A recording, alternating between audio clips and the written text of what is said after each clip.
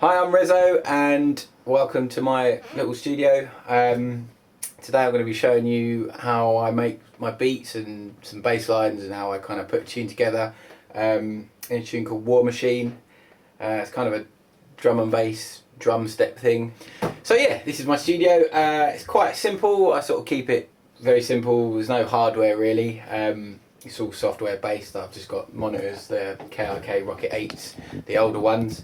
Running an iMac with Logic 8, but I've also got a laptop with 9 on it, and I kind of flip between the two when I'm sort of making tunes, just purely because I'm scared to upgrade, because I've got a lot of tunes on the iMac still that need to be finished. But yeah, other than that, just got like a MIDI controller, keyboard that's got like a few assignable knobs so you can like adjust a few parameters and have a bit of a fiddle around like with synths. Just got a sound card, a Edirol FAE 101, a little Behringer desk which is purely just like a volume control, just for volume purposes.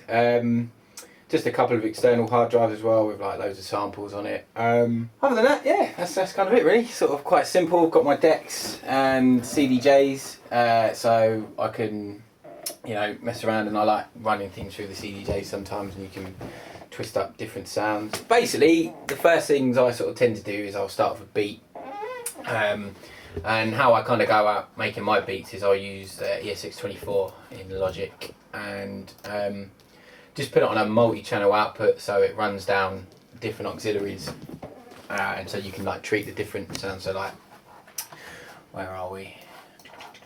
What's that? Yeah, it's like like different hi-hats, and and then like kicks and snares, different kind of drums or whatever. Good thing about ES624, the multi-channel output, is you can run it. So I've got my kick coming out of auxiliary 1, which I then can treat that kick and make it sound how I want. So on this one I've put a bit of limit, and using this the Shack Audio Transient Shaper, which just lets you you can just it just tightens it up and gives the kick and all the drums really like a really nice attack, and like you can adjust the tail of the kick. I do that with snares, like all the different and hi-hats and stuff. I'll route them down a bus, because I always set one bus as a sidechain channel, so whatever I like, generally for the kick and the snare, just to like help it punch through. So like 11 is just the kick and the snare, which is going to be used for sidechain, which I then route down to bus 12 as well, and put a bit of limiter on that just to kind of, eke out a few more dB, basically, just to make it kind of loud and fat. So yeah, this is how my beat will sound like, which is just the purely MIDI bit. I always program my drums in MIDI, so this is how that looks. So there's like various different hi-hats. There's my kick. There's a little grace note snare, and then 3 different snares like for the layers of the main snare, and then a little shaker. So together that sounds like that.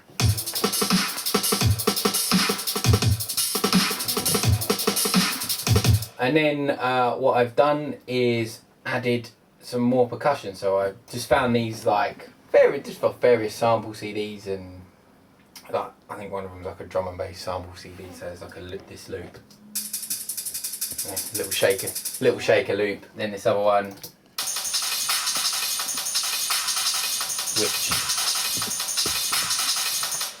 which I've chopped up to go along with the pattern of the drums, which is quite a mission because I've had to do it throughout the whole tune. And then finally just like a hat and ride kind of thing, so altogether those drums sound like that.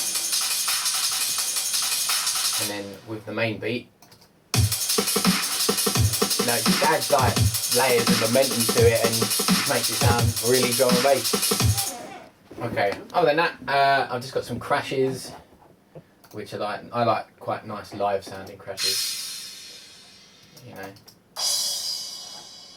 So just stick them in. Now I'm just going to show you a bit of how I processed my drums. So yeah, this kick. Basically, it's all about finding a good source sample. I can't remember honestly where I found the sample for this particular tune, but I basically go around treating my drums all the same way. So I'll get a sample, and then put it into the ES624, and then usually have like a process that I do. So this one, transient shaper, and then I've EQ'd it.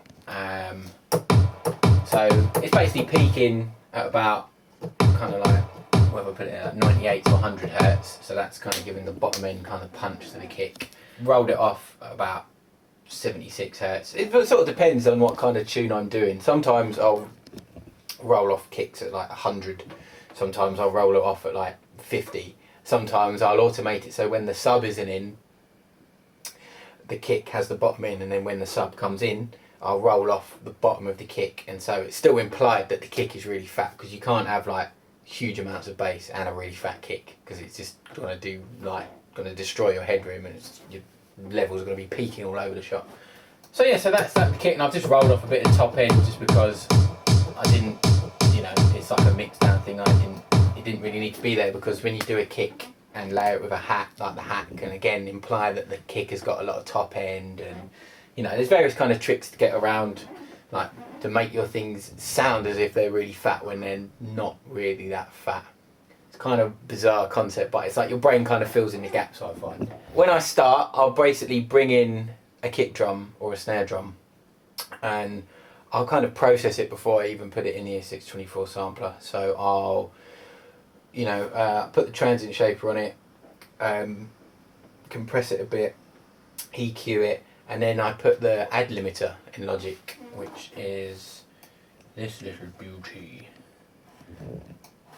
which it's not like regular limiting. Basically it kind of just sort of chops everything at 0, or you can set it at -2 or whatever, but it gains stuff, so you can essentially rag the crap out of a sample and make it really loud, without it ever going over 0. So if you're to look at the waveform, it's just a big bloody square, but it's wicked for drums. If you're trying to make really punchy, fat drums, like I'll just, transient shaper, EQ, compress, transient shaper again, add limiter, and then bounce that down, and then I might repeat that again, and just sort of keep doing it until you think it sounds about right and sounds fat, and then I'll put it into the ES624 and route it and do all the crazy shit. My snare, I've got 3 snares, so there's that snare, which is basically like the sort of bottom end punch, where again, that's kind of peaking at about 200, that's where you get a nice bottom end punch and a club.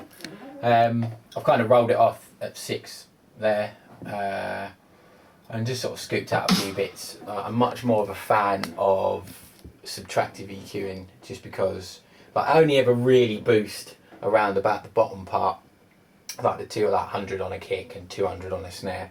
Other than that, I find it's better just to scoop big chunks out of things, because a good analogy I heard was like, if you think of your frequency spectrum as a chest of drawers, you can't just keep shoving things into the drawer, you can't keep boosting. If you take things out and move things around, you can make everything fit and it will sound nice.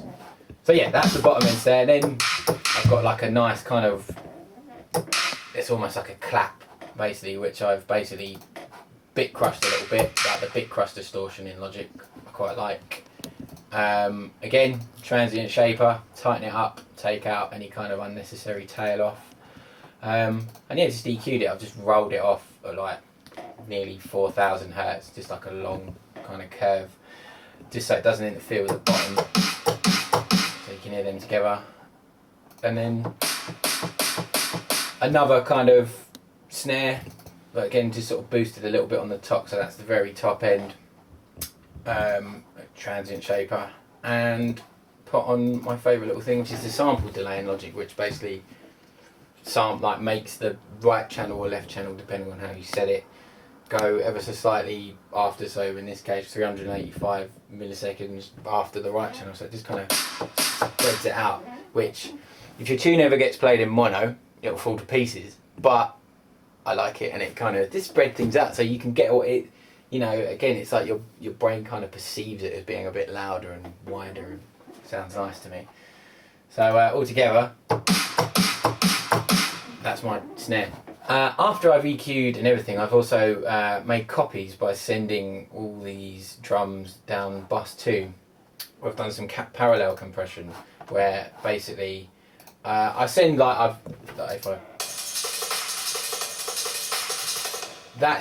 that's like all my percussion and the main kind of kick and the snare, other bits and bobs, and just put it on there. And that's the bit that I've also put reverb on. Basically, it just kind of makes things sound fatter and kind of brightens up the top end a little bit and makes it a bit more, just sound a bit fuller. Where like the kind of easy way to do this in Logic is send. So there's like your kick drum, you know, and then you just send it down bus 2 like I've done there, and you turn the pan pot all the way up, you know, do that with everything you want to send down there, and then whack a compressor on top, set it to, I've got it on platinum at the moment. You can do it on VCA, which makes it sound a lot, kind of, you can hear it kind of falling apart or whatever. I've kind of done it on platinum just to kind of, I quite like, some people don't like the platinum setting, I quite like the platinum setting. It's just kind of smooth. Just got it on like 2:4:1 ratio, and put it on RMS because you're basically expanding the whole kind of sound of those drums. And then I've whacked the limiter on the compressor on as well. And I've just EQ'd out the bottom and just sort of tickled a little bit, like rolled off the very, very top end, and then you guessed it, put a transient shaper on there. The other thing I use a transient shaper for a lot as well is, rather than compressing or limiting something, if you just turn up the drive on this transient shaper, it kind of just chops the level of the signal. Like you instantly, it will chop about 5 dB off the top, but it won't sound any quieter. So it's wicked for just, again, trying to squeeze out a bit more volume. And it just kind of, and because it's a drive as well, it just kind of crunches stuff up nicely as well, which I quite like. Then finally, on top of that, I've just got the Space Designer in Logic. Just used a preset Dynamic Hall, and that's what's giving my drums, you know, their kind of reverb element. Yeah, apart from that, really, I just put like, my main thing for drums is, yeah, again, MIDI editing. So, you know, you can see here.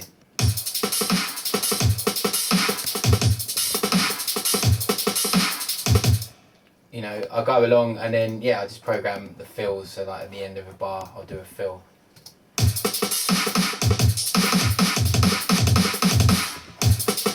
And yeah, again, chopped all the audio to go with it, so like this thing, it's a bit of a mission chopping up audio. You know, it takes a while, like there's no quick way of doing it. But yeah, just sort of chop all those bits together, and that's kind of how I like to do my drums, really. I'll route everything to one channel just so I can control the level, and in the case of this tune, I've just put a bit more limiting on it just to kind of even out the peaks of the drums. I generally have my drums sort of peaking, like the kick and the snare, at about -10 dB. Here it's sort of at about -7. Just because it helps with like getting an even mix down. I find, like, I generally mix my stuff down in the same kind of way for most tunes, so like roughly have my drums peaking at -10, roughly sub at about -13, the top sort of character bass at about -14 or 15. Just it just helps like to get even mix downs, and generally I sort of make all my tunes in like E, F or G. Just because they're the kind of 3 notes and 3 keys that like are really good for like drum and bass and dubstep. Like the E is quite low but sounds super fat, you know, and you can go up to G and it can still sound quite fat but come out on not such great systems. So now we have our beat. You know, so next step is get some absolutely dirtbag bass in there. Generally I'll use Massive quite a lot of the time, like Massive and Albino and Predator, and sometimes just like resample a lot as well. So I'll sit there and maybe have a day where I'll make a load of sounds and then just whack them into the ES624, or like the various things, and resample a lot. So for this tune,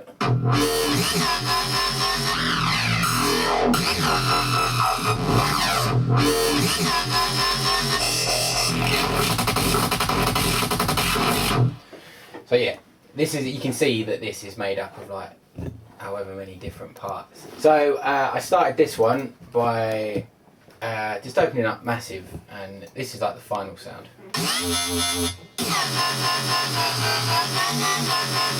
Which is pretty much dead simple to make, really. Essentially all I've done is I started, if I turn off all the things I've done. So I essentially started with, a square, simple square, and then added in this, the polysaw waveform, polysaw 1 in Massive, which just kind of has a nasty kind of high pitched sort of element to it. And then just literally added in another square, then just ran this through the band reject and sync that up to LFO5, which is set to a 3/16, and just changed the it's like a sine waveform, and just changed it to on that grid, so it's the peak is on the first kind of line. I don't know what timing that is, but it kind of, you can hear it gives it that. And I like the band reject thing because it's all about if you move it slightly, like it can completely change the characteristic of the sound.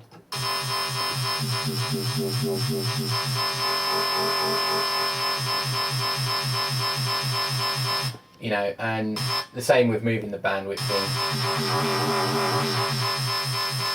So that's that took literally like 5 minutes. Like tonight, that's a really simple thing to do. Then all I've done is just used all the various effects. Like here, just put the classic tube on, whacked up the drive, all back, wet all the way up, and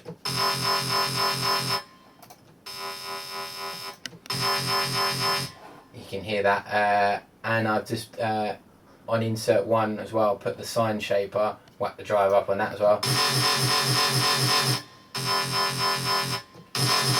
Just makes it sound absolutely dirt. And then just put a little bit of EQ on it, like just boosted the low a little bit and just taken out. I haven't taken out, just sort of just boosted ever so slightly on the frequency there. It's the weird thing about Massive, you don't really know what frequency you're adjusting, you just kind of get like those, low to high, and so you can just sort of boost a bit up. Then simply just put a channel EQ, low cut it at 80 Hz, and I always scoop out around about 200 Hz on my kind of mid bass, just so it doesn't really interfere with the snare.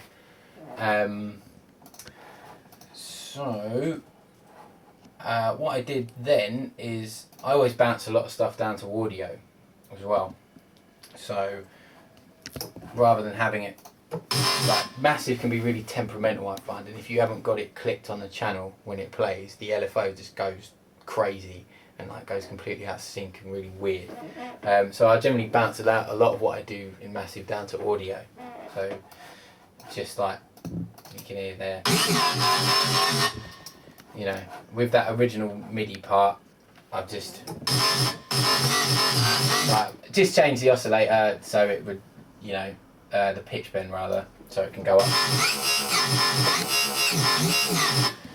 I can't remember the exact setting of what I did, but you can hear what it is. Then for that next part, I basically had exactly the same sound, but just changed like a few parameters. I can't remember the exact thing of what I did, but if you just go through, like, you've got your sound there, so then you can just go through and like change like some of the waveforms or whatever, and it's just gonna make it sound different.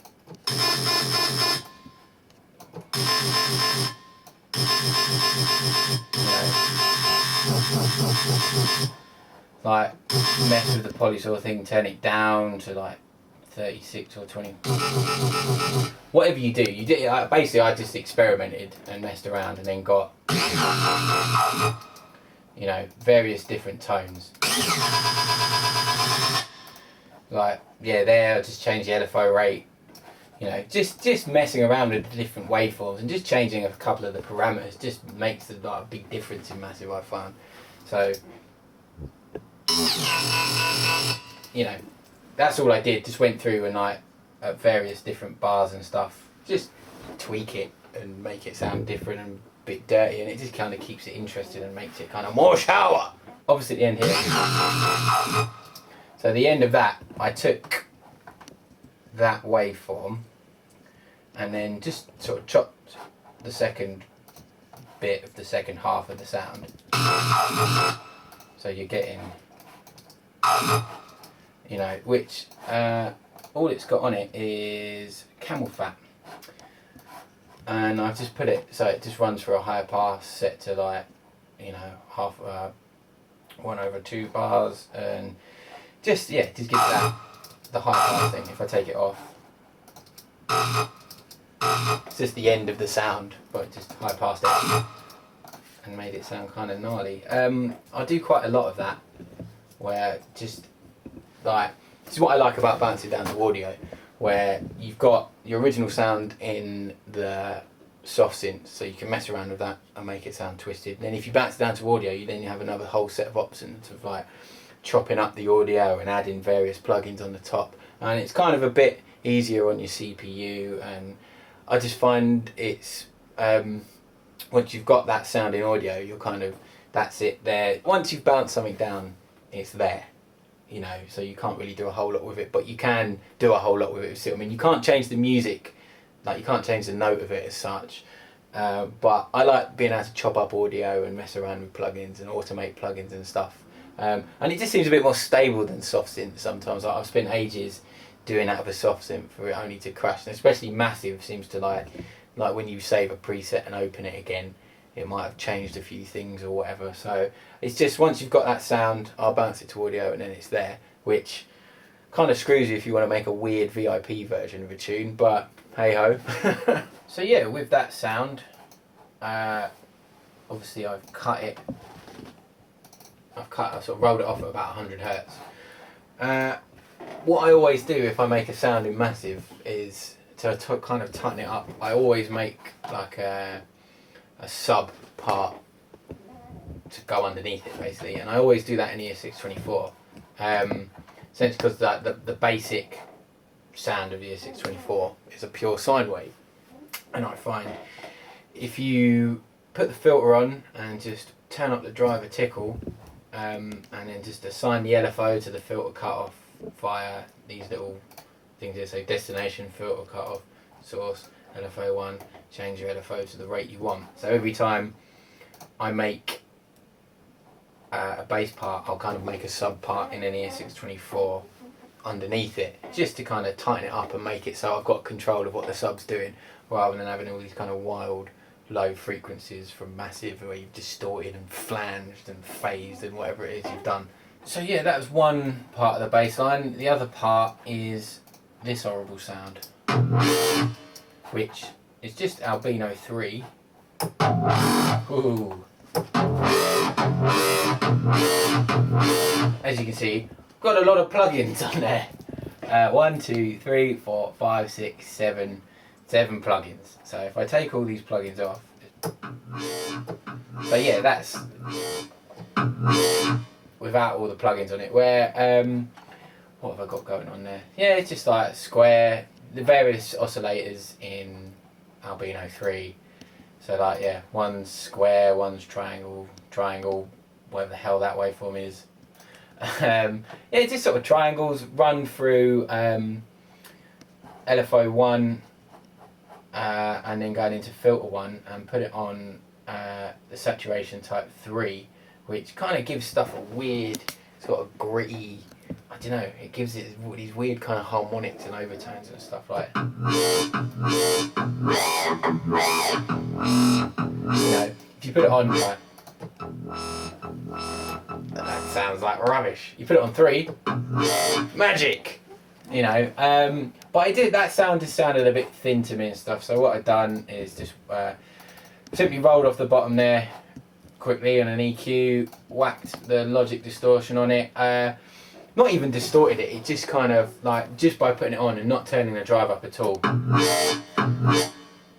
kind of sort of distorts it a bit anyway, and then whacked on the auto filter, which is my personal favourite. It's got the sickest kind of drives, like the input and output drive distortions on it are awesome, and if you just put the resonance up a little bit as well, like just got it on a low pass, turn the fatness all the way up, put the resonance up a tickle, you know, already we're starting to get somewhere.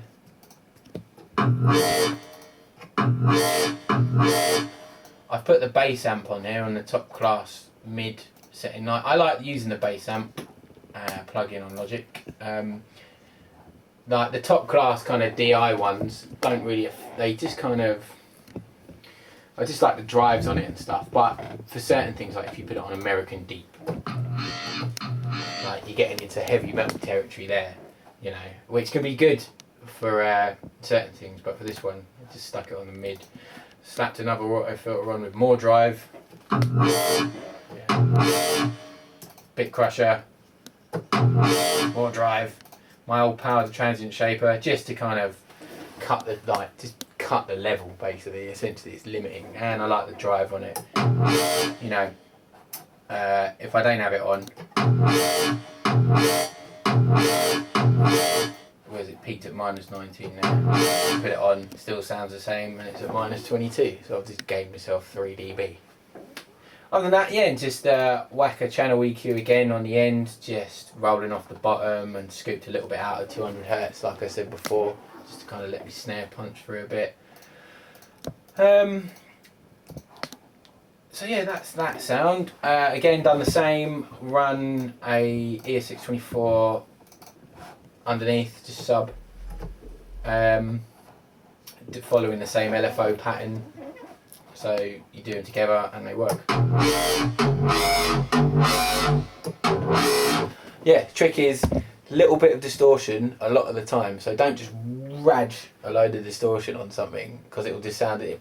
Weirdly, I don't want things to, I want things to sound distorted, but I want it to be like a clean distortion. It's hard to explain, but I find rather than just putting one distortion plugin on it and just ragging it and it sounded nasty, I'd put like 4 or 5 on and just like 4 or 5 different kind of distortions, and you can see the auto filter, and just drive them all a little bit, and it just kind of, the various ways the distortions work, they kind of interact with each other, and I don't know, it just kind of gives it a nice quality and gives it sort of like a weird clean distortion is the only way I can explain it.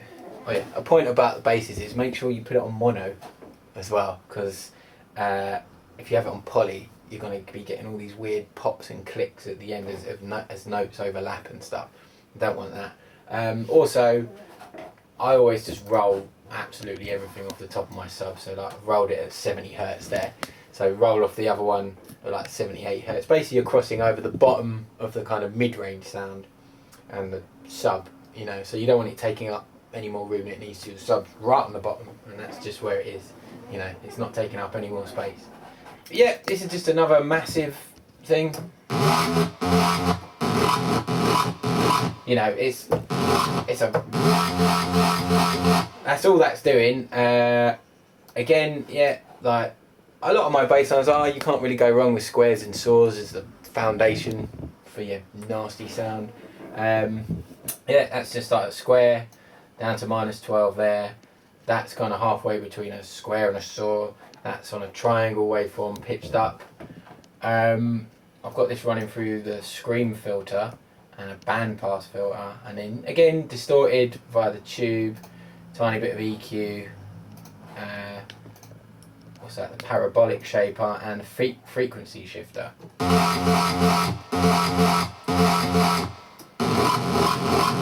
It's just a horrible sound. Essentially, I've just put it in there for this one bit. You know, and it's going up on, I've just set the pitch so it goes up.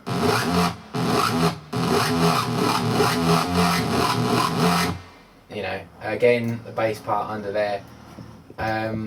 Top that off with a sample, because sometimes I do so, like, I'll make a synth sound like that, and then other times I'll have sounds that I've already made or yoinked off other people or whatever. So there's this little sample, which is just some horrible kind of bass tone thing, which I then run through an EQ, and this is my other favourite thing. It's a Tone 2 bifilter, because it's got one of the sickest comb filters on it. So yeah, go through, there's all these different ones, so there's like low passes, various types of low passes, high passes, band passes, EQs. It's got the classic vocal kind of, i.e. AOU sounds, whatever. All different kinds of crazy filter shapes, but I just like the comb ×2 sound, just because it gives that classic kind of drum and bass sort of, you can hear that, you know. Again, load of a sub, so you put that together and it sounds like one kind of bass, but it's been made up of two. Yeah, so again, just EQ'd that, got the sub on the go, you know. Yeah, that's just been low passed. There's also this, which is just a Reso, basically. Again, with the bi-filter on it and a transient shaper, the comb. You know, take it off. It's just a Reso I made. I don't even know when. Like, it's a good habit to get into if you're bored and you can't think of ideas. Just sit there and make a load of sounds, and then you'll always find a space for them. So yeah, just quickly, that's just run through the ES624. Just turn the drive up a little bit, turn the fat on, turn the resonance up. I think, have I automated filter? Yeah, I've automated the cutoff, so it's on a low pass, just to kind of work. So when the comb frequency kind of like crosses with the low cut frequency, it just kind of gives it a nice bit of movement and a sort of, yeah, it's that kind of real drum and bassy quality. But I love kind of combing Reese's basically. What I've done for the bottom of this one is just use the same sample, run through ES624, but I've just low passed it in the filter in ES624, and just boosted the bottom just to kind of bring it out a bit. So yeah, together, stop beeping at me, together you get that horrible nasty sound. Okay, yeah, this one is, again, it's the same essentially. I started with the original and then basically duplicated it, like the wicked trick in Logic, which Apple D, it duplicates a track with all the same plugins and everything.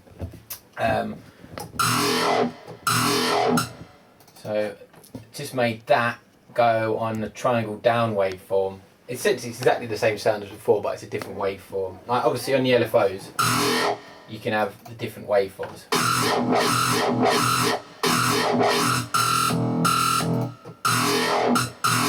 So I've just put that on the triangular down waveform. Have I changed any of the sounds? I don't think I changed very much, no. It's all pretty much the same chain of effects, plugins, just to make it sound different from the first one. And then finally, I've got this horrible sound. Yeah, so this is a sound that I can't really remember how I made. I've just resampled it and put it in the ES624.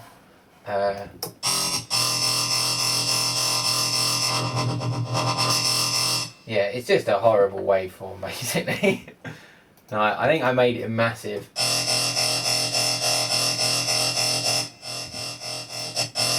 Yeah, and just like reinserted it, put it on again by filter. This has got the phaser on it, so it kind of gives it that vowely sort of thing you can hear. You know, I think again I duplicated this channel. Ooh, yeah. God. I just duplicated the channel. It's the same sound, but I've put it through various different plugins. So yeah, Bit Crusher, the guitar amp in Logic 8. Like you can hear there, it sounds kind of like the original one. There, it's just distorted madness. Again, the distortion and transient shaper, EQ again rolled off, scooped out about 200, and finally, yeah, sub part again underneath, so all together. just a horrible kind of lead into the next round of bars. Oh, there you go. I think this is the final sound in the phrase. Is again made in massive, like that. To make that sound, it's just like that doesn't sound like anything. It just sounds like a fart, basically. But how I done it was,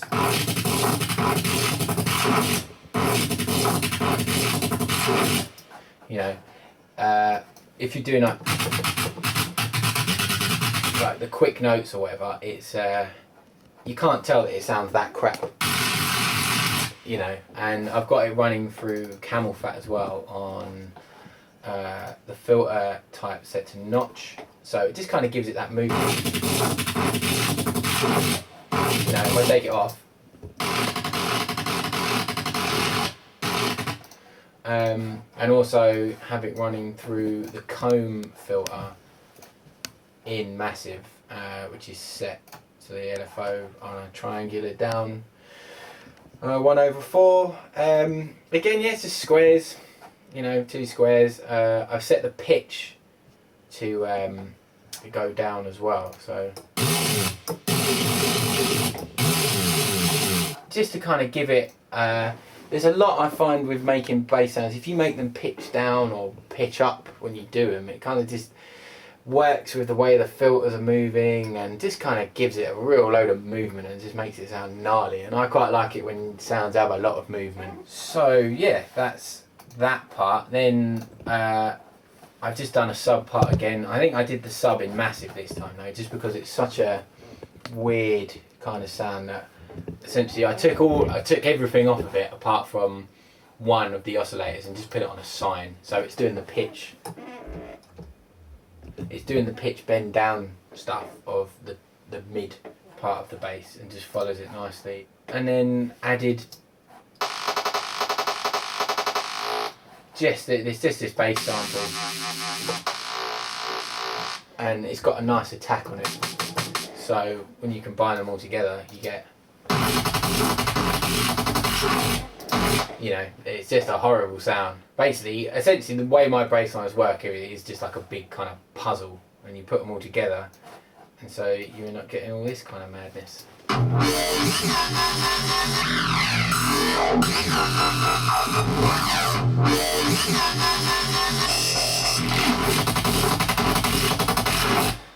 There you go. Combine that with the drums, and it's pure shower.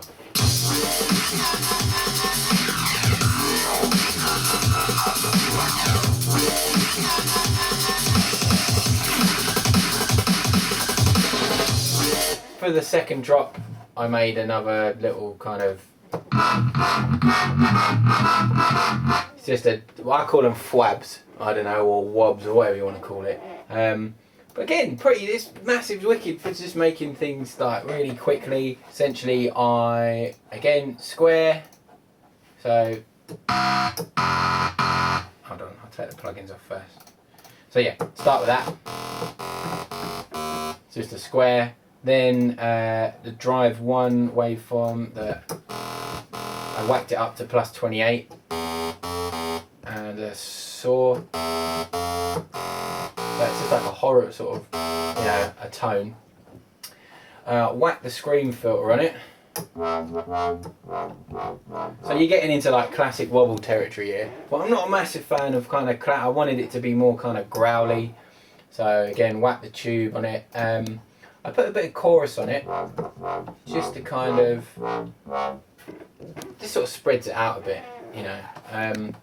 Then essentially, distortion, the bass amp.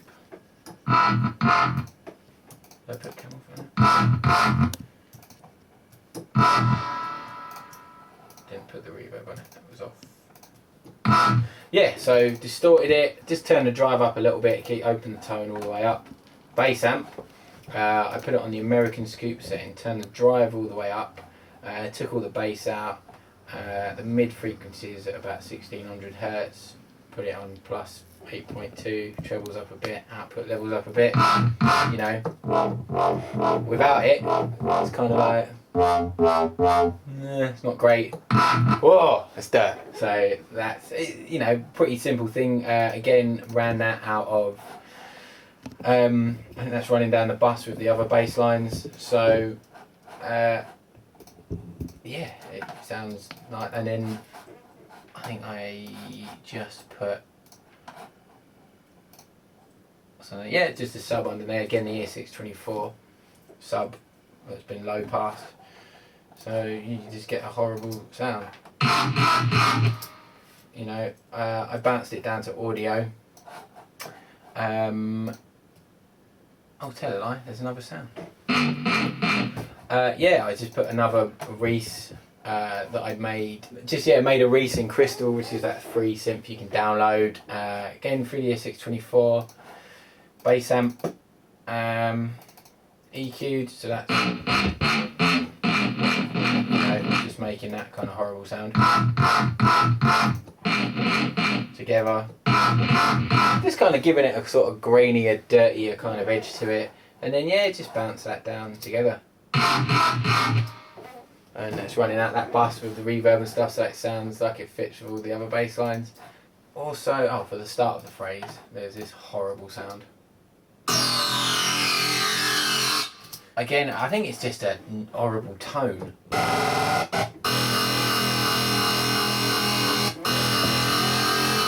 think I just made that in massive. I've resampled it into the ES624. Just turned the drive up, duplicated it. That's going through the bifoot. Like, you can see how I've done it here. It's like I got the three. There's like 3 layers to it, or 4 layers including the sub. And I've automated various things, so like the cut off on this sound, you know, hang on, if I get rid of that, open now. So the top layer is doing this, which is kind of like the sort of bottomy mid nastiness. That second layer is run through the bifilter on the diffuser setting. Is kind of, it's a weird one. It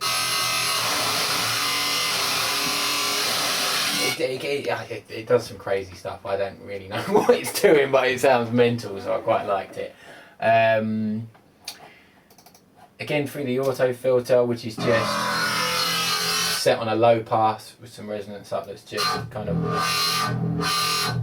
you know, just automated that to open up as the sound goes along. Again, my favourite, comb filter, just running down. I think that's the same sound as the original one. They're all duplicates of each other, just with various different effects chains on them. I just sat there messing around until it sounded right, and this is a result. You know, it's a horrible sound, but it works in a club and kind of fits with the tune. So all together, with the last phrase as well, all the bass lines will sound like this.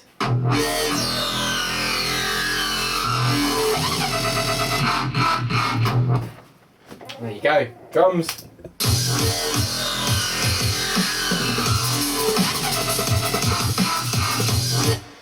That's kind of it, really, for bass lines. That's sort of, yeah, that's just kind of how I do it, really. Just keep, like, just put loads of plugins on stuff, and just experiment. Just use your ears. You know, like when you think it sounds dirty, it can probably be dirtier. So take it as far as it will go, and then just bring it back a bit, and then it's about right, I find. And yeah, like, it doesn't have to be a really long thing to do. You can just, what I like about Logic is you can just duplicate the channels, and you just change a few parameters, and you can instantly get like a whole new set of crazy sounds. So it can be done really quickly. Like, this arrangement looks kind of mentally complicated, but essentially all these are like that's like the bass line. But all that is just duplicated channels with various kind of parameters changed around, or different plugins on top, you know. So it's just kind of how I write my bass lines. So like sets of stairs, there's all various blocks, as you can see.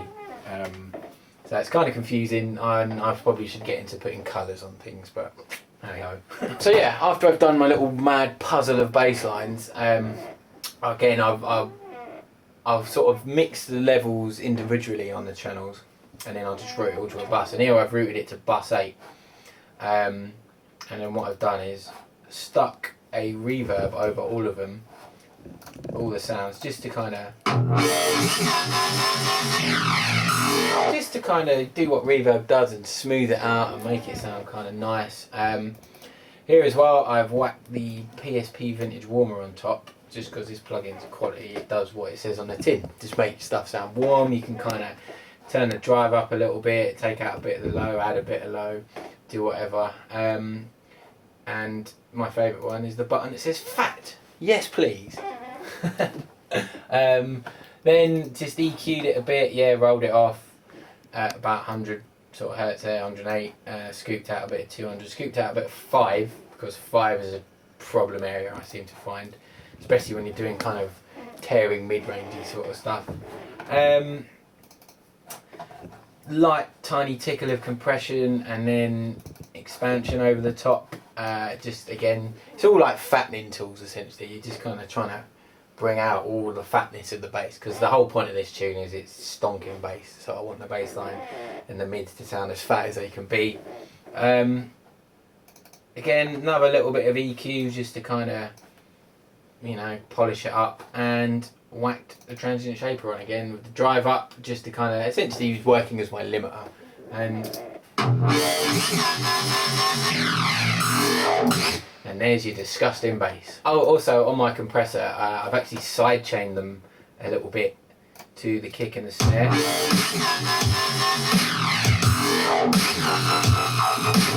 Not a lot, not so it's like massively ducking. I don't want you to see that. I just wanted it to do a little bit, just so the kick and the snare just really kind of punch through. You know, like, it's what sidechain is good for. You can use it as a kind of crazy effect, and that's what electro house is all about, how to, you know. Here I just wanted it just real subtle, just to kind of, again, more so just to kind of squeeze out a bit more kind of headroom, so I can kind of, when it comes to the mastering process, they can boost it even more, make it sound really fat. For this tune, I was kind of like, obviously with any tune you need an intro. This tune is supposed to be a dance floor tune, so, you know, I'm not trying to write like some kind of classical, deep, super emo piece or whatever. It's just supposed to be, you know, the intro and the breakdown are kind of there to facilitate the drop, essentially. So for the intro for this one, essentially it's just loads of drums and some kind of nasty sounds, and then yeah, the War Machine sample. For how I started it, I think I just started off with various kind of getting various drum kits. I think I just made this.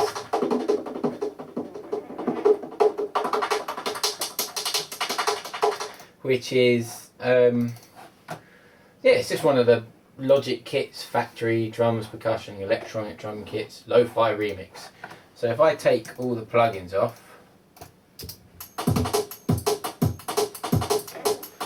that is just a little tiny little programmed kind of beat. You know, you can see it there. Not very much. Just put the auto filter on it, which is going,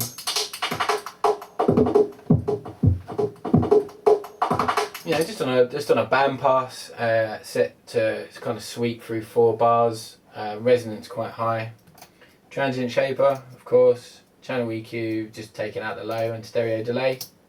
Bit of reverb that I've got on a bus, which is just a Space Designer.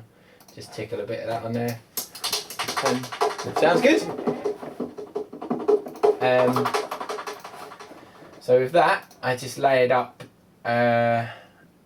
various other things. There's a sound I made in Absinthe that just, you know, it's just like a texture, basically. And I think there's this sound from Predator. It's just a synth sound, it's a loaded delay on it.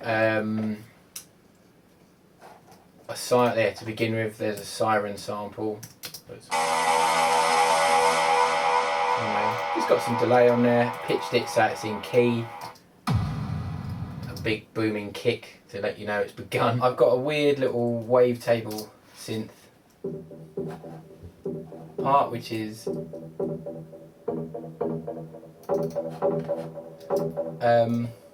again, it's just one of the kind of sounds in the ES624, one of the sequence elements.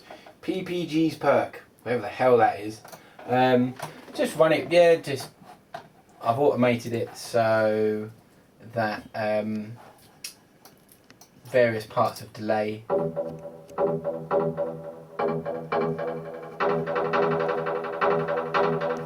know, and it's automated so that the filter cutoff is moving up and just sort of opening up so you can hear it.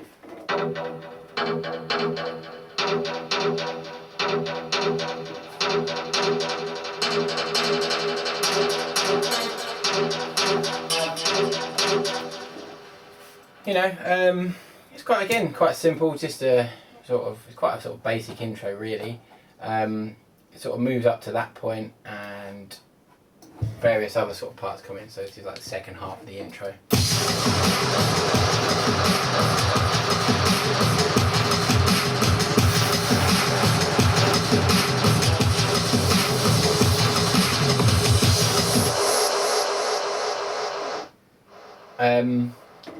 All I've done really, I got some drums from the Logic browser. There's the loops thing, and there's all sorts of different drum kits. So like, got this one. It's like a Klezmer big band drums or whatever. That's doing that. There's the drums doing that. On the latter half, a third drum kit comes in that I've filtered, and it's just kind of like a build-up sound, which is just a drum kit there. That sound just run through the Fuzzwire plugin in Logic. It's just automated so that the pedal range kind of opens and you see it going. You know, so with the rest of everything else.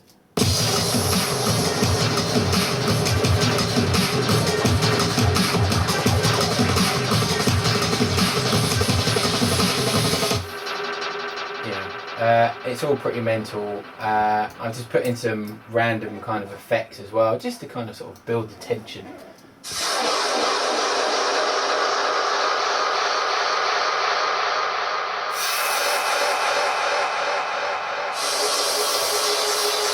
You know, just things like that, just with loads of delay on it, just kind of fills out the space, and just sort of, rather than doing the classic sort of riser, fizzy riser, I thought, oh, it'd be different to, you know, put a load of delayed nonsense in there instead. Yeah, I just brought in my beat, you know, where with the rock drums, so these drums here, they're just sidechained to the kick and the snare, so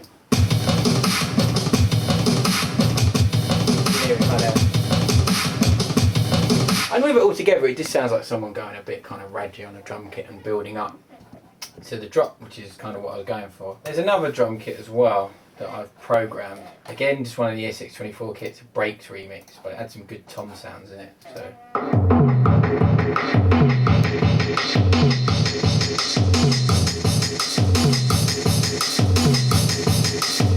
you know, so that's just kind of adding another layer and making it all sound really full. Just compressed it and just taken out the low. Again, side chained it to the kick and the snare, the main kick and the snare. Like random little incidental sounds I always do a lot of. Like I made this thing out of some tabla, like programmed a tabla thing.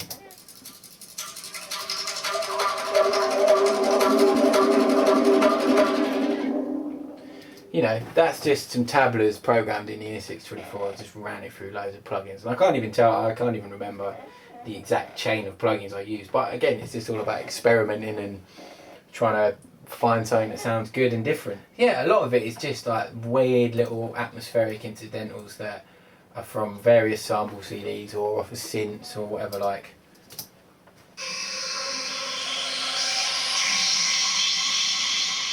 you know, I generally find that you do that, you get those little things, you just stick some delay and reverb on them and they sound good to go. Like, you're ready to rock and roll. I didn't really spend a massive amount of time.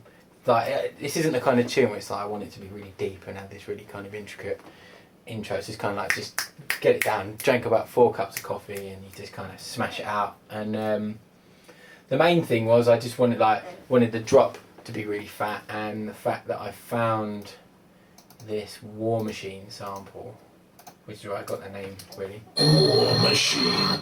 Yeah, just didn't get too clever with it. It's essentially just like various effect sweeps and stuff, and you can see the drums. The only thing that's really kind of given it any sort of melody is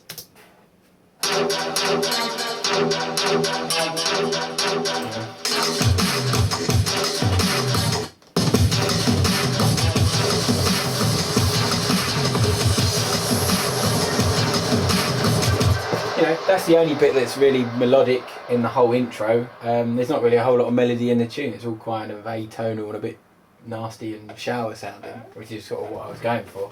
Yeah, in terms of mix downs, I generally mix as I go. Like, you can see on pretty much every channel there's some EQs and various things. Yeah, just as I'm going through it, I'll mix as I go. So like cutting frequencies out or boosting as and when I sort of need to, and then at the very end, like when I'm finished with the arrangement, done everything else, I'll just sort of go through and do like the final kind of tweaks and like route anything to a bus if needs be. Generally I try and leave about sort of 3 dB headroom, like between 2 and 4, just for the mastering engineer to just so he's got room to work with it, basically. And in this case, I've put the PSP Vintage Warmer on here as well, just to kind of like, the drive is up by like not even a dB, and I've put the brick wall thing and the fat thing like clicked on, and just set it so the output, it won't go past like basically minus 3 dB, where I've kind of mixed it so it won't really hit 3 anyway, but sometimes there might be a weird spike or something, and just to kind of, you just sort of not trying to limit as such so as to be like doing any kind of mastering. I mean, just basically evening it out. Like, I used to do it and go through and get my waveform, and for some reason, no matter what you did, there'd be a peak. So I'd go into the waveform, click it, and then manually turn down the gain. Now I'll sort of, I've just done that, so it just chops it if there's any sort of unnecessary kind of peaks. And it just sort of, again, PSP Vintage Warmer is good because it just warms it up and makes it sound overall a bit fatter and a bit kind of rounder. Yeah, generally when I'm making a tune and mixing it down, I will have like reference tunes on the go. So, with this tune, I don't know, I was probably referencing like a noisier tune or whatever, just something that I think sounds really good. And just in terms of loudness, just trying to get it, like, I'll mess around with putting like the ad limiter and multipressor and limiters on the master bus when I've sort of finished mixing down, just to see if I can kind of get it in the same sort of ballpark as like a professionally mastered release. So if I can get it kind of halfway there just with some plugins, I know that when it gets sent off to be mastered at Heathman's or Final Tweak or wherever, it's gonna, so they'll be able to get it to sound really good and how I like. But yeah, I constantly A/B between like my tune and someone else's tune. I'll sometimes drag in a tune that I like into Logic and look on the analyzer and see where it's hitting in all the right places. Yeah, it's a really good tip, like, for when you want to mix something down, just reference it to something you really like. Be aware that obviously the tune you're referencing has probably been professionally mastered, and so it's always going to sound fatter until yours gets mastered. But if you can get it to sound like half as good as the one you're referencing, then you're on the right track. So thanks for watching, and hopefully it's been a bit informative for you, seeing how I make various bass lines. It's only one way of making a tune, there's no hard and fast rules. Do what you like, really, as long as it sounds good to you. That's it. So yeah, get cracking.